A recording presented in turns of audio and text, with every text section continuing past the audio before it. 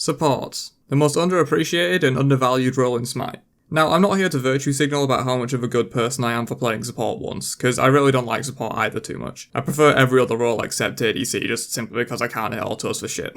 But why do the majority of players not like playing the role?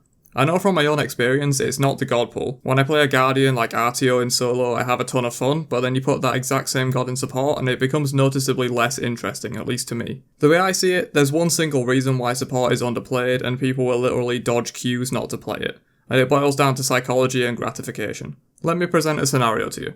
You're in a team fight, super late game to the point where a single wipe means that you'll win. You're playing Terra support and you see the enemy Thanatos ulting into your backline. So you drop your walls on your ADC to protect them, Thanatos lands, gets insta-stunned by your walls and dies to your ADC. With that threat gone, your ADC walks through the rest of the fight, gets a quadra kill and you end the game. The ADC gets a shiny medal and some extra points on his stat line to look back on. Tangible things that tell him he did good. But you as a support player get nothing. Yeah, some players will recognise it and go, nice save Terra, good shit, but sometimes you won't even get that. If you look back at the scoreboard, you see that ADC going 15-2 with 55k player damage, and that looks hella impressive. But for you, you get nothing more than maybe a 1-4-25 scoreline, which is an amazing performance for a support player, but it doesn't look as good as 15-2. Even though there's probably a handful of times that ADC literally would have died without you, but you don't get a medal or a stat point for that. Nor do you do high damage, and while having those many assists is nice, often the solo laner has almost as many assists as you do, along with a handful of kills as well.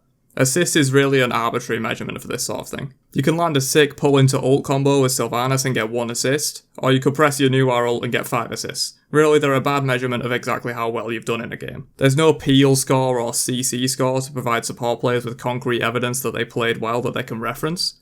Whereas every other role can have standout performances that are quantified in their KD ratio, their damage, that pentakill they got, whatever it is. There's no penta save medal for supports.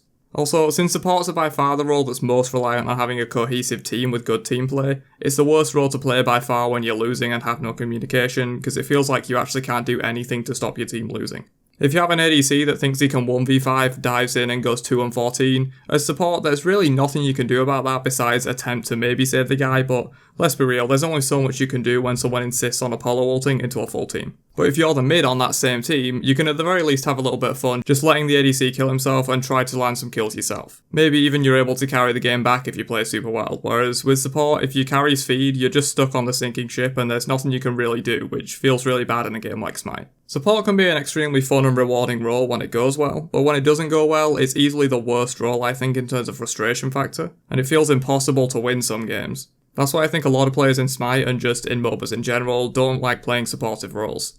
It's not rewarding enough in a quantifiable way, and it's massively underappreciated for the most part, especially in lower levels of play where people will simply blame the support for everything that goes wrong so they don't look like they're bad players themselves. Sometimes it genuinely is the support's fault, but not 100% of the time. Anyway, that's about it for this one. I know this was a bit of a different type of video, so do let me know if you enjoyed it at all. Comment your thoughts on the support situation and I'll try and get back to some of them. Catch you guys later. Peace out, you nerds.